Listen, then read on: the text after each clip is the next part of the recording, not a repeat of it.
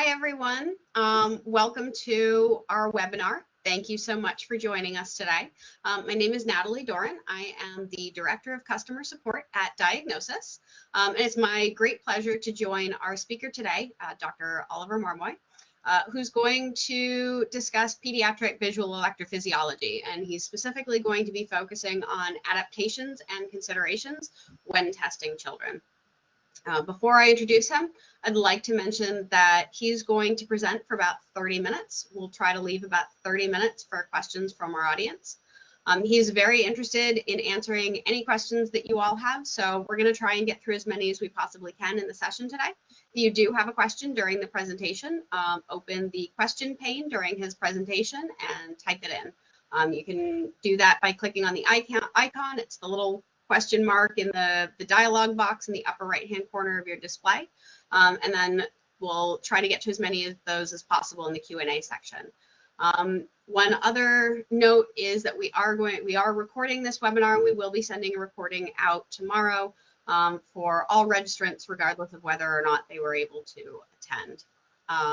So I'd like to now introduce and welcome our speaker, Dr. Oliver Marmoy. He is a specialist clinical scientist and registered higher specialist scientist at Great Ormond Street Hospital in London, also known as GOSH. He has also academic roles as a visiting senior lecturer at Aston University, and he's an honorary senior research fellow at University College London. Oliver originally completed a bachelor's degree in human physiology before completing his master's in clinical science and subsequently his doctorate in clinical neurophysiology at Manchester Academy of Healthcare Science. He's worked at GOSH for several years, excuse me, alongside wider professional roles such as the professional liaison officer for BRICEV, the director of international communications for ICEV, specialist assessor for the Academy of Healthcare Science in the UK, and editorial board member for the Springer Nature journal I. Oliver has presented and published very widely on pediatric visual electrophysiology, and he's made significant contributions to new techniques, devices, or analysis approaches for use in visual electrophysiology. Oliver, welcome. Thank you so much for joining us today. Hi, thank you very much for having me. Excellent. So go ahead and take it away. You've got the wheel. Excellent. Thank you, everyone. So looking forward to talking to everyone about some pediatric electrophysiology, how we can get the most out of the alert and awake patient. I'm just going to turn my video off.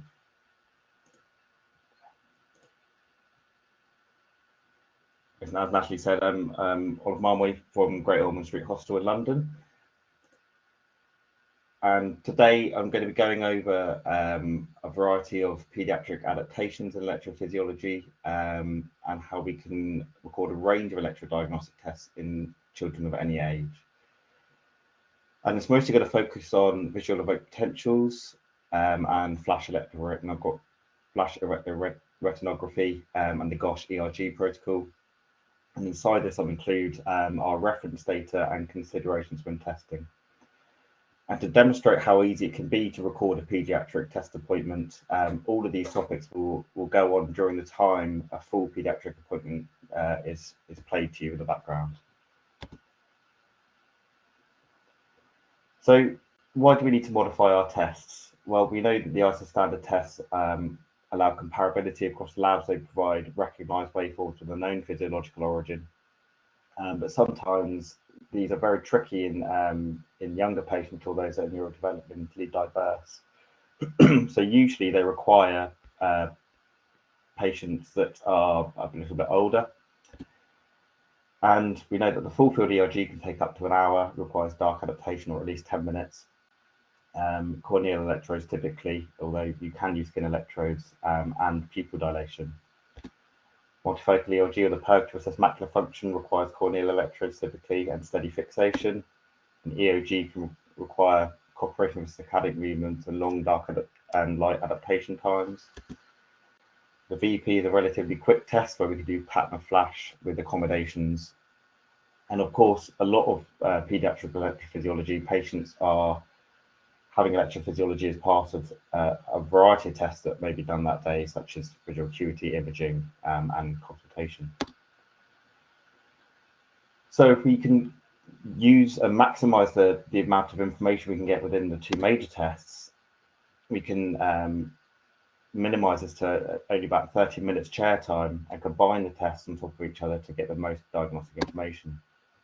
And so when the child is old enough, they can also go on to have an ISO standard ERG, but in that younger age, or for those that aren't able to comply with an ISO ERG, we need alternatives.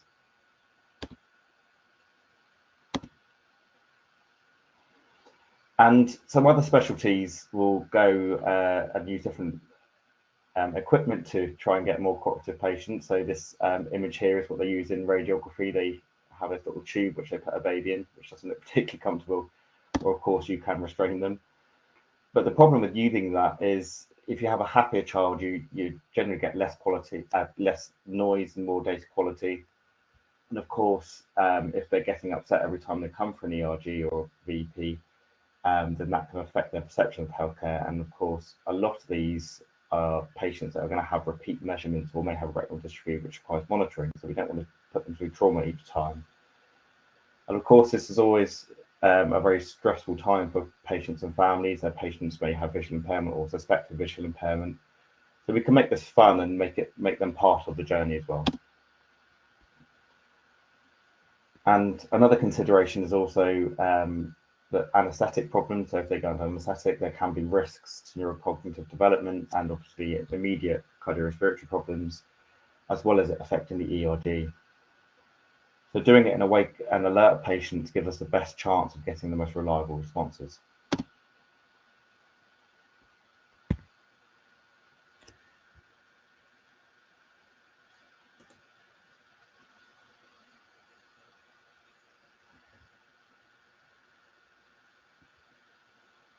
Can't see the progressive slide here. Oh, there you go. So the ethos for pediatric electrophysiology is that teamwork is essential. And at Great Ormond Street, we always work in twos, at least, for patients. And that means one patient, one person is directing the room, so telling people what to do, where to go, and keeping everyone as possible happy, but can also acquire the data and make sure everything is going to plan.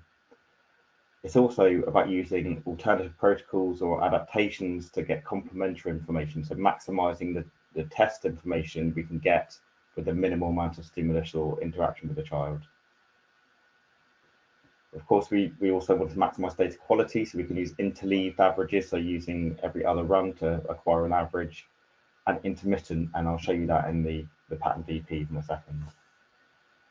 And of course, the pediatric toolbox, which involves any sort of toys, videos, songs, snacks, and often forms of bribery. We work in London, so often it's a trip to Legoland or the Lego store afterwards. So when we think about compliance with age, most typically within the first year or so, we have non-mobile babies, and usually they can be a bit more cooperative because they're sat on mum's lap, easily pacified with a dummy, and likes big TVs. Unfortunately, after that, we go through the what I'd like to call the toddler descent between the ages of about 1.5 to 3 years old, where children get a lot more active and opinionated. They're aware of the world, so they don't want you to be poking their head with electrodes, and they're often fueled by snacks and rewards.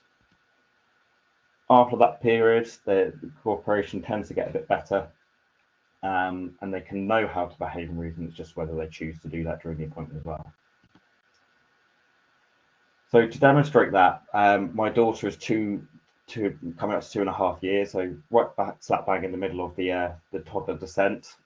She's never had EDTs before and has no visual concerns.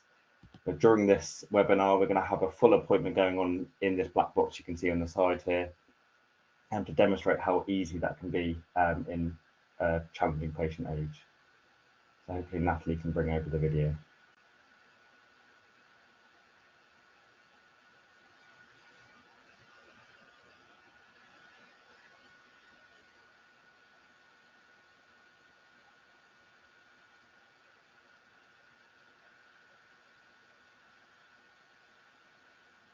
So we can just make it slightly bigger and start from the beginning.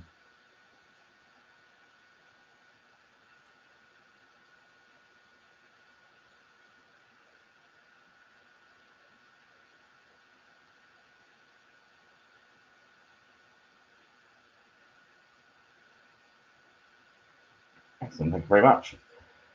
Okay, so you can see here we've got two windows. Well, one of them's going to appear in a second. The bottom one shows our testing room. We have the patient chair. We have a large OLED display, which we use for pattern VEPs. And thank you to my colleague Sean Handley, who recorded the pattern VEPs here while I was a second member of staff. And that's my daughter and wife entering here. So,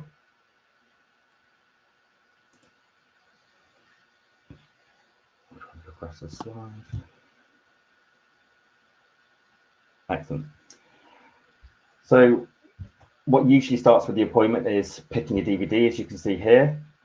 We would then apply the VEP electrodes and we record pattern VEPs for about 10 to 15 minutes. And we use VEPs because they're a very good assessment of macular pathway integrity, and they can give us a lot of information in a range of macular or optic pathway disease. So it can tell us about abnormal macular pathway function, and in children it can give us a gross estimation of visual pathway vision levels. And particularly if you use a transoccipital array of electrodes, we can assess for visual field defects.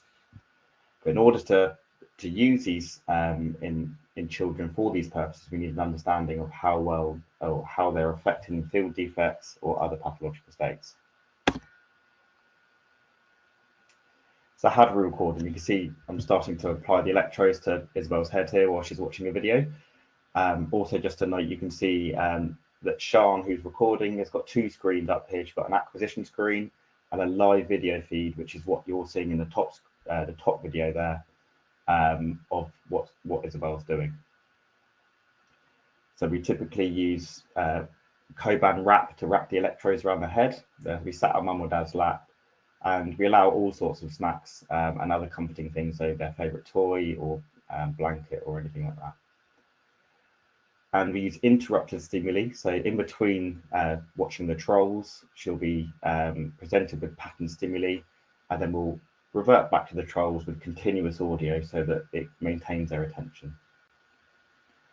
And this is a large field, so it's obtaining around 32 degrees, and we use a range of check widths. And furthermore, we use a transoccipital array of electrodes to maximize our diagnostic yield. That's using a midline electrode at OZ, two lateral electrodes, and also an inferior electrode over the inion, which I'll go to in a second. So why do we need fixation and interrupted stimuli? Well, you can see here, this is a snippet of a zoomed in part of Isabel looking at the video. And you can see in the top image, you can see a square reflection of this stimulus screen when she's looking at it. So we're seeing a corneal reflection of the stimulus. When she looks away, you can see that corneal reflection isn't over the pupil. And so therefore, you can get more reliable information about when she's actually staring at the pattern stimulus. So that means you can acquire your data while you see that big corneal reflex looking towards the stimulus. If it looks away, then you can pause your data acquisition.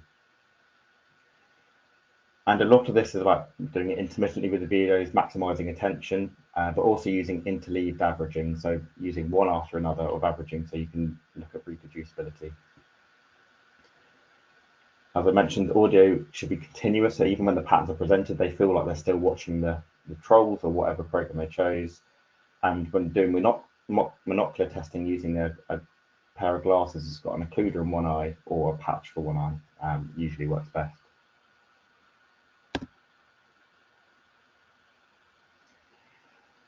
So we use a large field, and this is usually larger than most used for the pattern VEP, and that's because if you imagine this red circle fixation, if we vary around the fixation, you can see that it goes off the stimulus with the normal amount of fixation.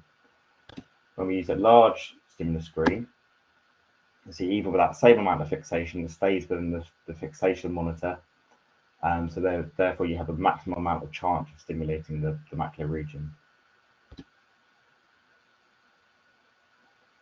And sometimes with those patients that are really tricky or have nystagmus, we know that pattern onset VEPs are much more reproducible. So that's because when we have a variable fixation with a pattern reversal stimulus, we have a chance of there being little to no contrast change. And we know that because they could look, or their fixation could be from a black to black check, rather than only 50% of the time there being 100% contrast change. Whereas if you do the same thing with a pattern onset stimulus, you can see there's always going to be at least a 50% contrast change wherever they look, because it's always going to go from grey to either white or black. So you can see in the video now, we've applied the electrodes and we're beginning the recording of pattern VEPs. The lights are turned off to maximize attention. We've just turned controls off. Pattern reversal VEPs are presented, and you can see the pattern VEPs are being acquired there while she's looking at the stimulus. Okay. And we use a range of check widths. So these incorporate the ISO standards for the large and small check widths. But sometimes we go even smaller, so we go down to 6 minutes of arc typically. And that's because the small check widths can be preferentially affecting some diseases, and that's discussed in one of the reviews we wrote previously. And also it gives us a better idea of what the visual threshold is, so how well that visual pathway can support vision.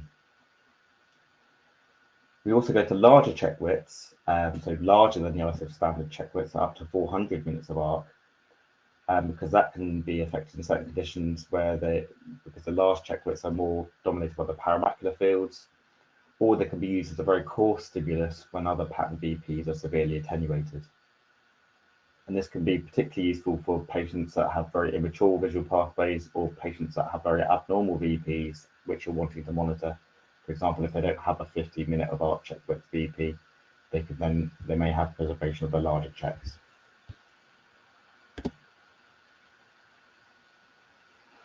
When using small check widths, though, of course, it's very important to consider uncorrected refractive error. But we know, at least for the ISO large check, from historic work from Sokol and Moskowitz, that the VEP is fairly robust to refractive error up to about 5 diopters a sphere, allowing for some variability around that.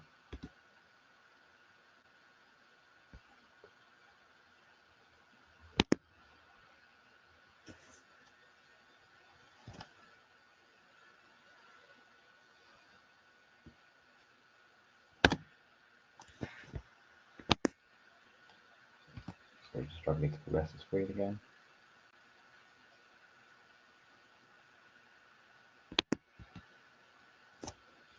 Excellent. And so we also know from work from Esther Mikabarra, Dorothy Thompson, and Ruth Hamilton that there are reference ranges now published, and these are available on the ISEF website for the maturation of the ISEF pattern VEP. And there can be rapid maturation of the pattern VEP within the first 6 months of life, and you can see this from the peak time and growth curves from this paper from Thompson et al. And so we expect that the large check width pattern VEP is adult-like by about 6 months of age, and the small check width being adult-like by about 8 months of age. And we know that amplitude is the most variable parameter, and it's the same for ERGs as well. And that tends to stay similar around about despite age. And we also know that pattern onset VEP morphology, and it's acknowledged in the most recent ISO standards that the typical C123 morphology of the onset VEP sometimes doesn't really appear until the 4th decade of life. So in children, it's dominated by a single larger positive peak.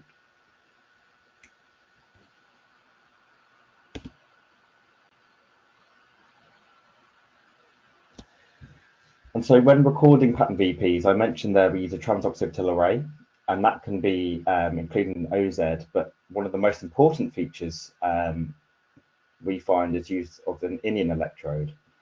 And we usually record pattern VEPs using about 3 centimeters up from the inion. Actually putting an electrode on the inion itself, we looked at around about 1,500 patients who had normal pattern VEPs, and looked at the differences between simultaneously recorded pattern VPs to OZ and IZ. And we found that the amplitude was significantly larger over the inion in younger age. And there was a transition period, so you can see it in this graph here.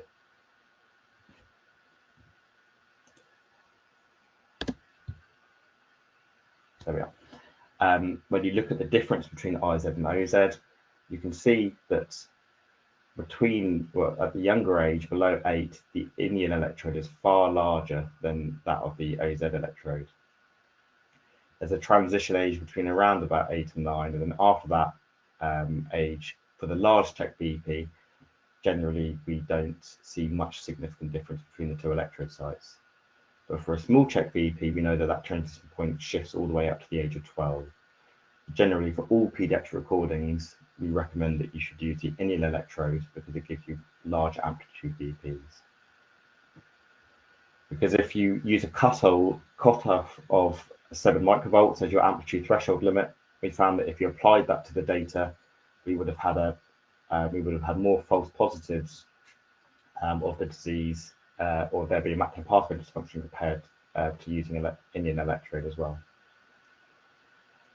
So you can see on our appointment so far, we've recorded binocular pattern VPs, and we're currently attempting to record monocular pattern VPs using the glasses, and she's holding on to Ducky because she might have been a little bit irritable at this point. So that's her left eye. So I think we've recorded both right eye and left eye. Oh, here you go.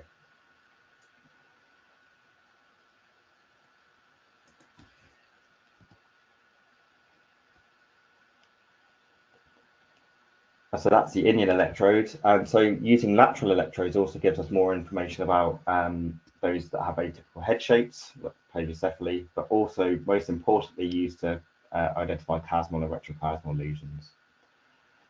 And in younger children, we can use the differences between distribution of pattern reversal and onset VPs to explain the contribution of one half field or the other.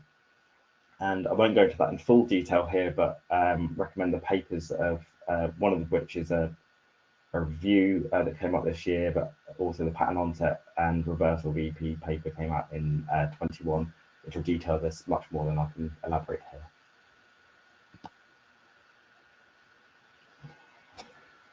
And so with the VP we've obtained with where this is, we know that the typical P100 is a well-defined peak. But if we're not doing a pattern ERG because the patient won't tolerate corneal electrodes, can we get any information about what field defects there can be, as well as there being, so we may use the onset and reverse VP to look at hemianopic defects, but we can also use the pattern VP itself to look at whether the central field is working as it should be. And we know that if you induce a scotoma, so an ever-increasing scotoma size, try this again.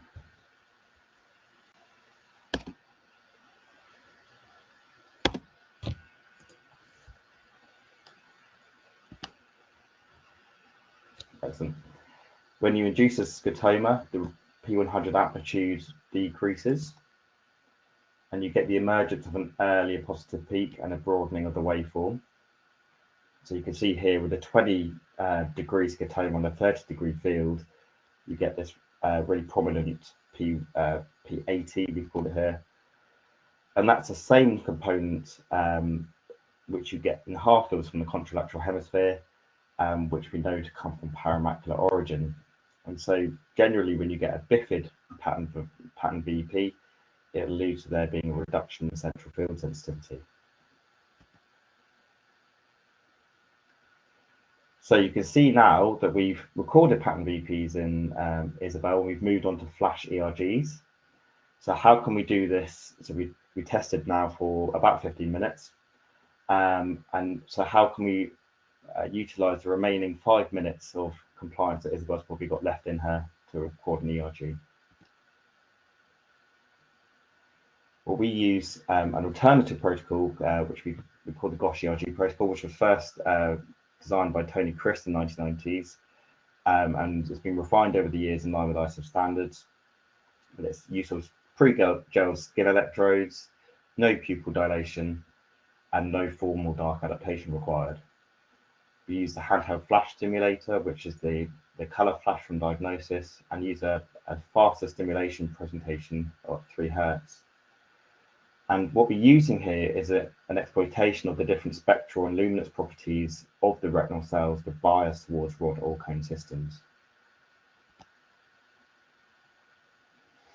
So there are 6 major stimuli, which you'll probably, well, hopefully recognize the shapes of because they match well to the ISO standards. So we have a predominantly rod-driven B wave, which is anomalous to the dim flash rod-driven response, which I think we may be recording now. We have a scotopic cone, which is a dim red flash.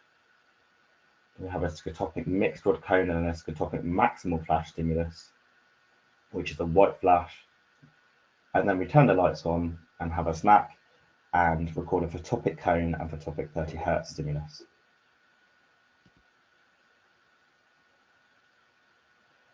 And so, as you've just sort of seen in the corner there with Isabel, we record the pattern VEPs scotopically, we apply the electrodes, and then immediately record a scotopic mixed rod cone ERG with the lights off. We then turn the TV off as well, and then within 1 minute, we record a scotopic red and scotopic blue flash stimulus.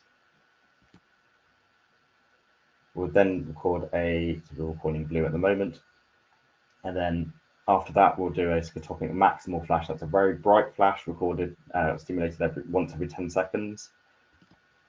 And then we then turn the lights on, and then within 1 minute, we're recording a photopic cone and photopic 30 Hz flicker. And also just a reminder that these are all recorded simultaneously with VEPs. And we know we can use a blue flash because the scotopic sensitivity of the retina shifts in light of dark conditions. So we can use a blue flash, and this is demonstrated here where we can use a blue flash, a dim blue flash, at the bottom of the trace is while the lights are on, and then after this it's minute by minute of what happens to your blue flash ERG. And previously presented this at ISEF, but to demonstrate that we know that this is coming from the rods because one, it's diagnostically sensitive to rod disorders, but 2, we've demonstrated this in patients that have an absence of cone function. So here is the amplitude and peak time of the blue, dim blue flash ERG per minute. The blue is in 6 healthy participants, and the yellow is those 2 patients that have achromatopsia and absence of cone function. And you can see they're directly comparable.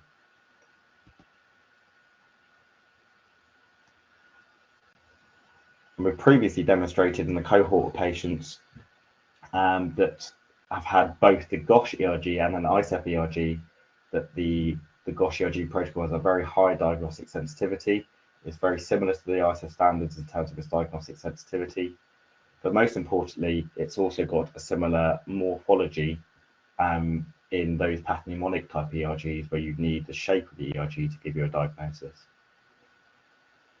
So if you scale accordingly for amplitude and physiological response, then it gives you a really good indication and is similar in diagnostic sensitivity to the ISEF ERG. Just to note now, we've turned on the lights and we're having a snack by the looks of things. Usually we'll give 2 snacks, as you can see here, because it keeps both hands busy from pulling electrodes. Also stops them from grabbing your hands while you're doing the flash stimulus. So we're about to go on to photopic testing for Isabel here. So I've talked a lot about the protocol here, but in order to use a protocol like this, we need a lot of reference data. And there's an excellent review by Ruth Hamilton and Quinton Davis in Documenta, which details the different ways you can get reference data. And one of these is using indirect sampling. And indirect sampling is the use of existing health data relating to or not containing the target population. That means patients that have come for an ERG that don't have a retinal or a visual problem. And the benefits of this are that it can be more accessible, efficient use of existing data, and cost effective. But also there is a potential for bias in there, in that there may be underlying systematic issues with your cohort. a risk that it might not reflect your target population, or a risk that it might contain incomplete or outdated information. So we looked at nearly 2,000 patients that had the GOSH-ERG between these 2 years, and we excluded patients that are based on an abnormal or noisy ERG, including those that had an abnormal VEP, and then also excluded those patients that had completely normal EDTs, but not necessarily normal eyes, so those that had structural eye problems, but normal electrophysiology. So this left us with 148 patients, 296 eyes. So we had a look at these data, and our normal ERG at that time was defined by our previous reference data, which was photometrically matched the graphs, and also a cohort of healthy data based on the preliminary findings of the colour flash data.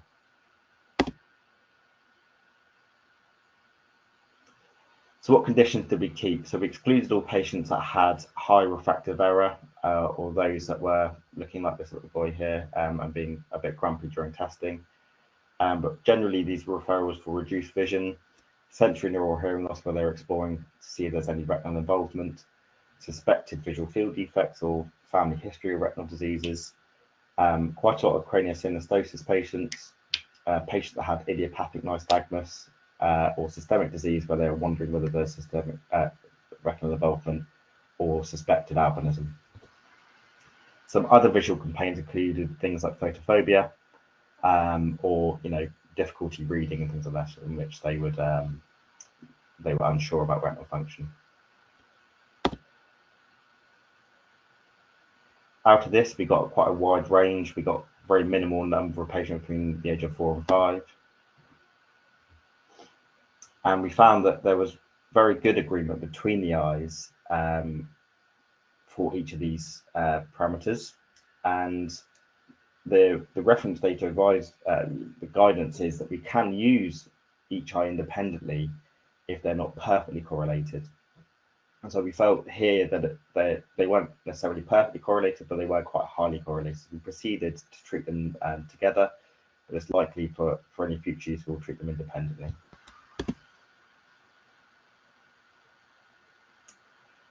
And so here we stratified them according to age, looked for any significant differences with age. And interesting, we didn't find any significant differences for any ERG parameter with age. And you can see here the different colours relate to different parts of the ERG. So the blue is the rod-driven peak time, the green and the teal is code-driven peak times. You can see these bands relate to the general peak times of the monochrome systems.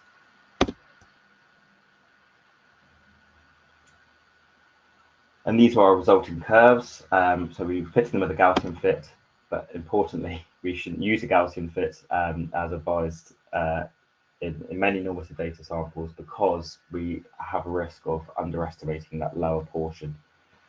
So we ended up refitting them with a non-parametric fit or a gamma fit, which will account for a sharp cutoff at the lower limit. And just to note the video here, we finished flash ERG testing, and now I'm resting Isabel a little bit to do monocular flash testing.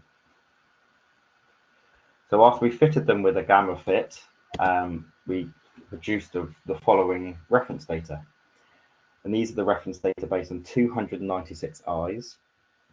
And the variance of these we found, this is a nice percentiles, leaving 2.5 either side. For each of these is similar to the distribution that you might expect for an ISO standard ERG. And there is a plot here where you can plot your ERG amplitude and peak times with all your parameters to see where they lay on your ERG, to give you an indication of normality and abnormality.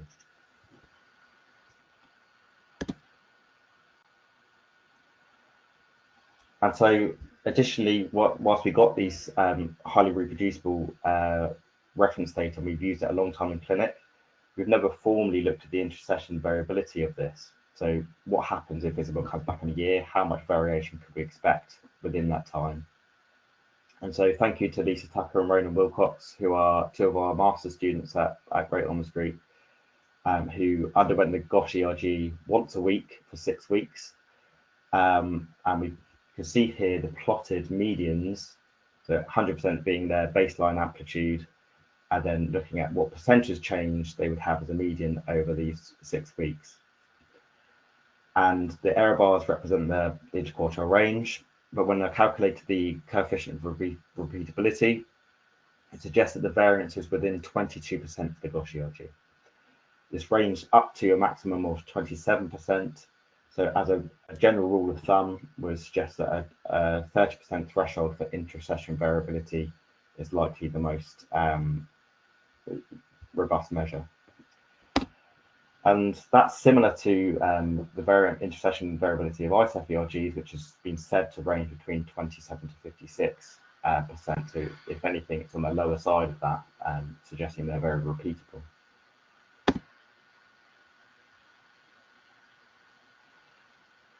Coming to the end of the talk now, but just some considerations as well. Eye position is a very important factor in ERG interpretation of skin electrodes. So the vertical effect of eye position can have a massive effect. You can see here in the primary eye gaze, we have an A and B wave. As we start to look up in our talk, up in gaze, we can see that the B and A wave amplitude reduces and tends to be B wave attenuated more than the A wave. However, as we look down, because the ERG is maximal at the corneal apex, it's going over the skin electrode, and you can see that the amplitude is maximal when looking in down gaze. So encouraging patients to look in down gaze is most important. And also, if the patient has a squint, it's very important not to use an out-of-campus reference.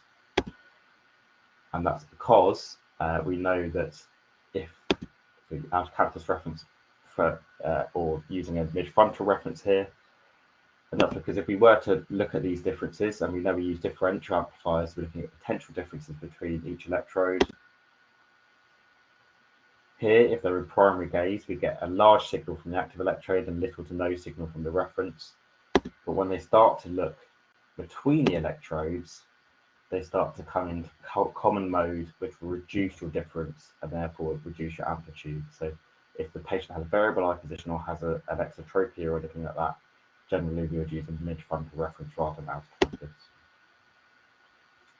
And lastly, just a note on the luminance is that patients that have very dark or very small pupils, we may need to go slightly brighter than our standard protocol because we need to adjust for the retinal illuminance. And you can see here is a topic luminance response series, and sometimes we need to shift them to the maximum point of this, and equally if they have very large pupils or very blue eyes, we will need to reduce our luminance slightly. So we usually use a standard of 300 candelas and reduce to 100 or go up to 600 to steer towards this peak of response.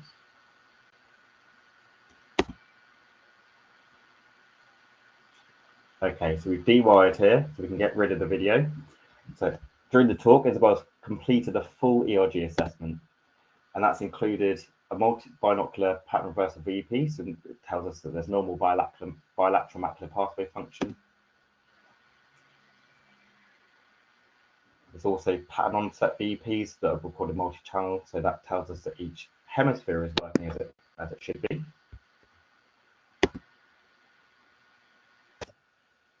We've completed monocular multi-channel pattern reversal VEPs, suggesting that we have good independent optic nerve function from each eye, or macular pathway function, I should say. A full flash ERG protocol, so we can tell the retina is working, and monocular multi-channel flash VEPs, as well as the monocular reversal VEPs to tell us that the chiasm is working as we expect. So through all of that, we can assess the full integrity of the visual pathway up to the striate cortex in 24 minutes of that video clip. And this is important because often electrophysiology is just one step in the pathway for kids, and they may need to go on to have imaging like this. And so keeping things fun, short, will maximize your attention and the ability to not annoy them for their other tests of the day. And also it's much more fun when you're dealing with a fun child rather than pinning them down and trying to make them cooperate with any tests. So with that, I'd like to thank participant who did the video, and also, of course, the wider ophthalmology team at GOSH, in particular, Professor Dorothy Thompson, and Dr. Sian Hadley as well, my colleagues, who helped with this video. So thank you very much. And sorry for overrunning slightly.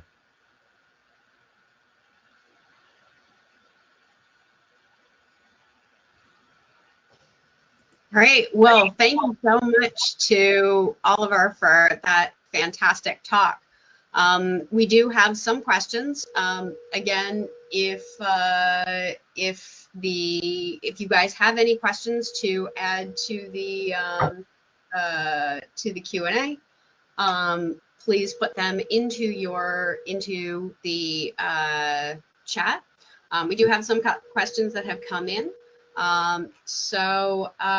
First and foremost, what is the minimum number of clinical personnel needed to run a session, and what are their roles? That's a good question. So we typically record with 2 individuals per appointment, and that's because we often see children sort of under the age of 6. So that's one person who's sort of directing the appointment, so that will be introducing and saying, telling parents what to do. But the other person's building a rapport with the patient as well, so that would be what we call the distractor. So that person will be distracting while the other person will put on leads, and then during the appointment they'll be, gazing their attention toward the stimuli and also holding the flash stimulus.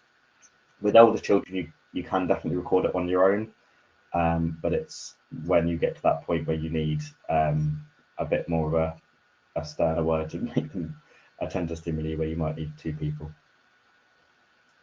Gotcha. Another question, would it be correct to assume that a camera monitoring the gaze is absolutely necessary to determine the validity of the data?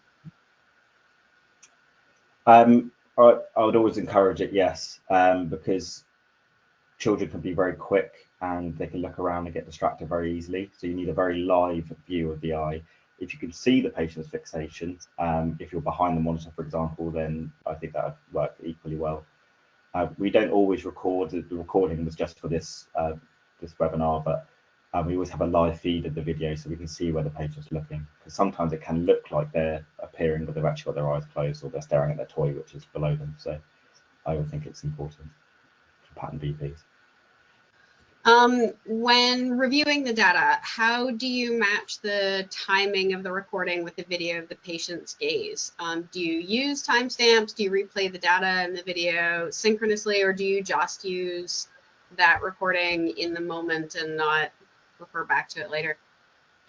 Yeah, we don't typically record appointments or the video live coming in. So it's we would, when we see that corneal reflex over the pupil, we would acquire data then, and as soon as it deviates or looks away, we would then pause data acquisition or return back to the video.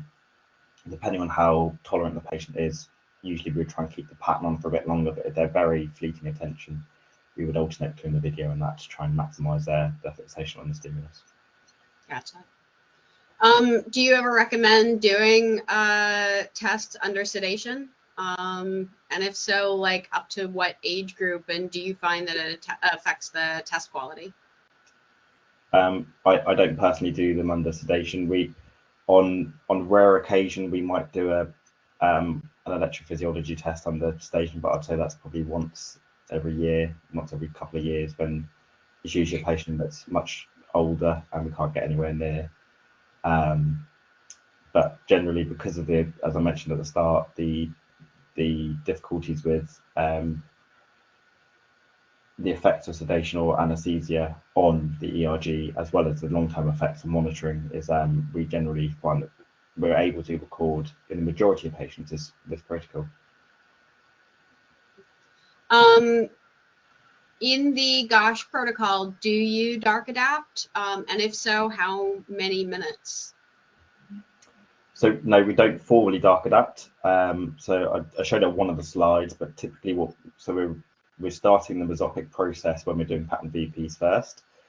But then after that, the lights are already off, and we've demonstrated from the work with the blue flash, as I showed with the achromatopsia patients, but you get a rod-driven ERG within 1 minute of dark adaptation. So we typically say allow 1 minute, and that's sometimes it's less than that in children that are very upset or not wanting to test, but within 1 minute you can record a dark adapted ERG, and it is predominantly rod-driven. Sorry, go ahead. I was just say, because we're using a blue flash, we're biasing so much towards the rods, that you don't get the typical dark adaptation times that you need for a white flash ERG, for example, which can be a bit more affected by that dark adaptation period. Gotcha. How many responses do you record in each step of the protocol? What is your minimum for declaring that, sufficiently reproducible or sufficient amount of data collected? That's a good question. So in an ideal world, we would record 200. So we'll have interleaved averages. So each flash does one average, and the next flash does the next, and they demonstrate reproducibility because you see 2 traces at once on our diagnosis system. So when you start to see a really 2 reproducible traces, we sometimes stop early. I would say a minimum of about 30 would be the lower limit, and sometimes it could be more if you've got noisy traces kind of on muscle, you need to average it out, or sometimes less if they're coming quickly and they're really reproducible and you need to maximize time if the child's a bit upset.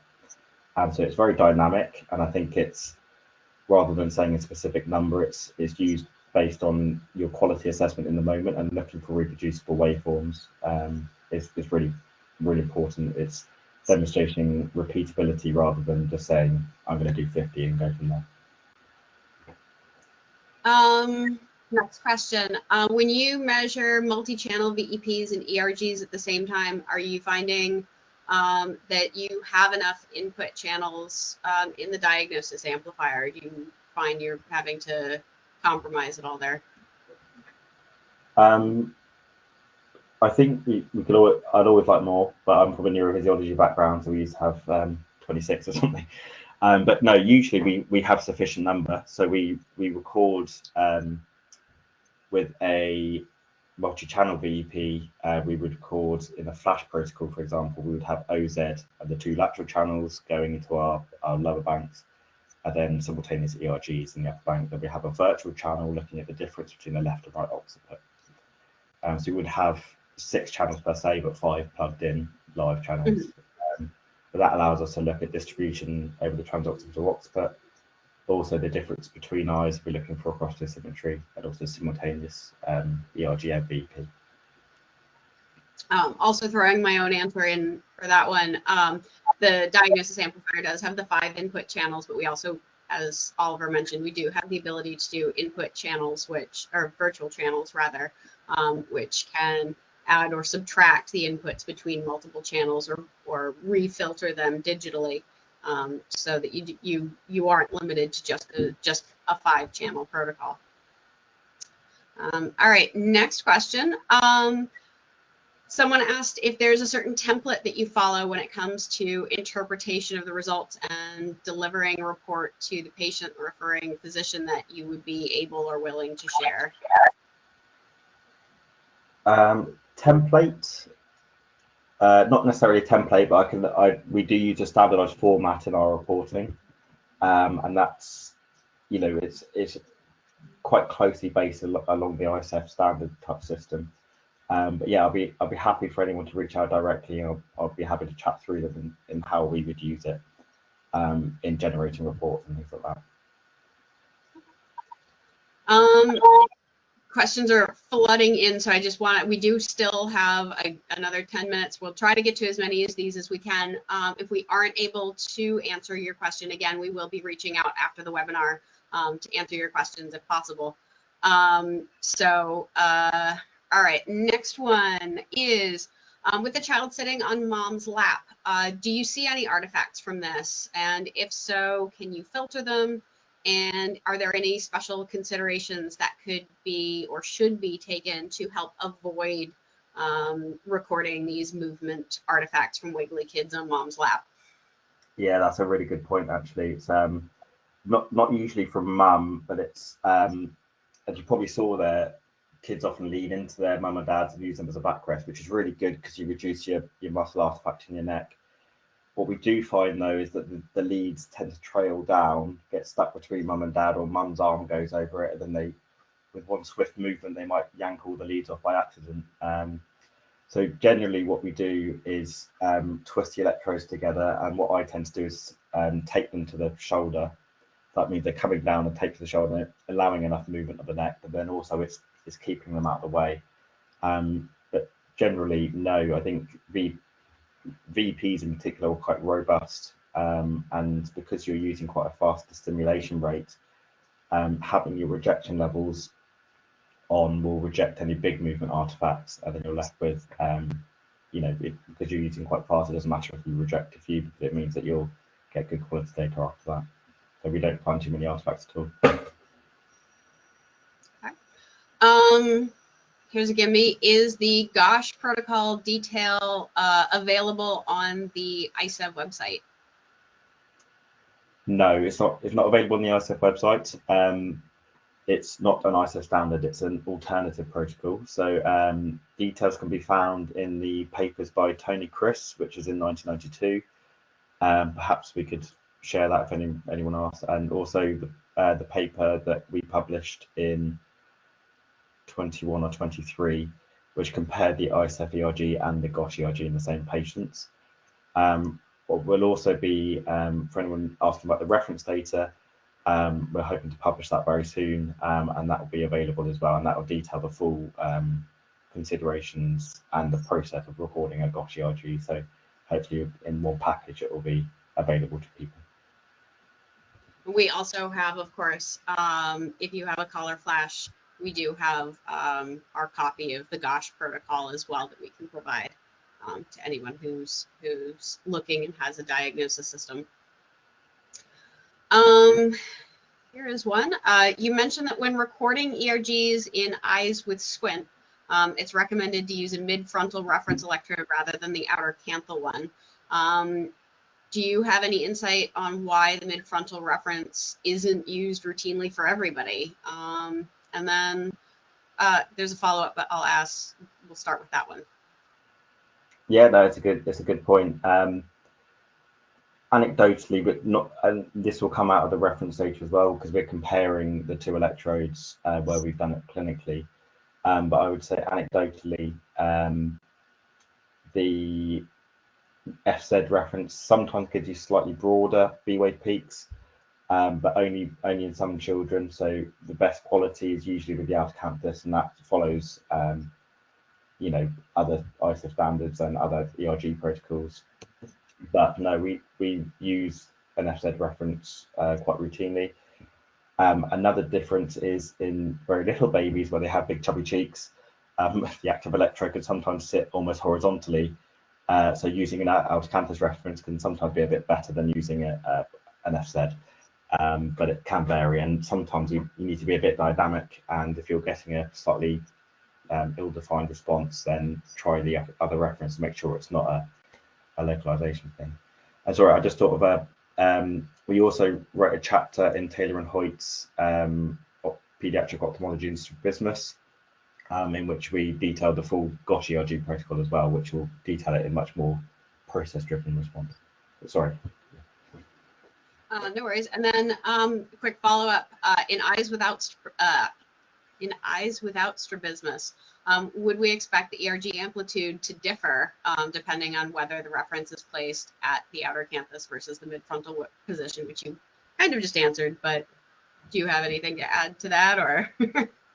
No, look, I think we always go for outer canthus as standard for when we're investigating retinal disease, but certainly with many kids we use an FZ reference and it's completely fine.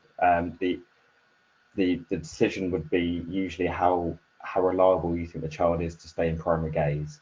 So if you think they're going to constantly be looking left and right or getting distracted, then you might go for an FZ reference, because half of the time if they're looking left, that means your left eye amplitude might decrease if you're using an outer canthus, and if they do, doesn't, so then you're going to get really big variability across your ERGs. Whereas if you're using an FZ reference, it doesn't matter if they're looking left or right, it will average out. If you have a patient who comes in who is stretcher bound or wheelchair bound, they come in for VEP assessment, are there any special considerations to take into account, especially if they're coming in with oxygen monitoring devices or other monitoring devices? That's a good question, and we actually we have a chair which is a bit like a barber's chair, which moves around on wheels and goes back and forth, but we often move that to the side and let the patient sit in their own chair. I think that's the benefit of using a very large field of pattern VP. So even if the patients recline slightly, we can try and move them into a position where they can see the large field pattern stimulus. If they're completely stretcher bound, it can be quite difficult, and usually you're probably isolated to doing a flash VEP and ERG then. But certainly no, I don't think there's any other considerations. We used to get very twitchy with patients using oxygen when we used to have the old grass simulators because they had a big xenon flash bulb in them. But now we've got the nice color flash devices. We run a much lower risk, so it's completely fine. But it's a good question. But generally, I think that's why it's so important to have these mobile flash stimulators, because you can adapt the movement of anything. Had a couple of questions about dilation. Do you routinely dilate pediatric patients for ERGs, or do you never do it? Are there any instances where you need to dilate for your alternative protocol? Not at all. So we don't routinely dilate at all, and we find that you know, we can get reliable results. The only consideration I mentioned on the last slide there is looking at the topic hill phenomenon. So patients have, but sometimes they come down accidentally dilated. They've been seen by a colleague upstairs first, in which case you're getting much more luminance into the eye. So we might need to use a slightly dimmer flash if the B wave is looking sloped over, or equally if the patient has a very small pupil, if they've got Peters anomaly or anything like that, you might need to use a brighter flash to bring it up to that peak of the photopic hill, or the peak of the luminance response series. But no, and I'm sure anyone that's working in pediatrics will know that as soon as you put an eye drop in, you often lose a young child because they sting and they don't particularly like them. So if you can avoid that, it's best possible. But certainly if patients have an extreme of pupil abnormality, and usually only when they're particularly small, then we might consider, but we haven't routinely dilated for pediatric ERGs for a long time. For an ISF ERG, yeah. Sorry, didn't mean to step on you there. Have you used DTLs for pediatric ERGs? For when we go, so we usually do the GOSH-ERG for quite a number of years, but we do ISF ERGs. We use them for pediatric ISF ERGs, but as part of the GOSH-ERG we don't, because the idea is that it can be done in 5-10 minutes, and our reference data is based on skin electrodes, because they're much better tolerated. Do you have any special considerations for children with epilepsy, especially photosensitive epilepsy? Yes. Depends what type of photosensitive epilepsy. So they have juvenile myoclonic epilepsy or something like that. They're usually only sensitive to faster flash frequencies. So that'd be a 30 Hz flicker, you might be at risk. But some patients that have progressive myoclonic epilepsies or things like Batten's disease can be sensitive to slow flash rates. Some of that risk can sometimes be minimized when you do monocular testing, but not always. So I think it's a risk benefit, and that's why often it's a benefit to record simultaneously with the VEP, because you can observe for any paroxysmal type looking responses in your EEG or your VEP trace, and then you can immediately stop that if it gets to be a risk. But of course, if there's any significant contraindications, then you may want to weigh up the benefits of actually doing the test. And with that, we've got to wrap up. Thank you again so much, Oliver, for your wonderful presentation and for your answers to all of the attendees. Great questions. There were a couple of questions we didn't get to. We will try to reach out to you individually. So feel free to reach out to me if you have any additional questions. We'll try to get those answered. Thank you also to everyone who attended. If you're interested in learning more about diagnosis systems, contact your local diagnosis sales or support person or me. If you're unsure who that is in your region, you can find their contact info on our website. If you're interested in signing up for the diagnosis newsletter, you can do so at diagnosisllc.com/newsletter. This will keep you updated on future webinars we plan to host and great things happening in our field. And finally, if you plan to attend EPOS 2025 in Leiden in the Netherlands on October 9th, please stop by our booth. And again, thank you so much for attending our webinar. I hope you found it useful and informative and enjoyable, and have a great day.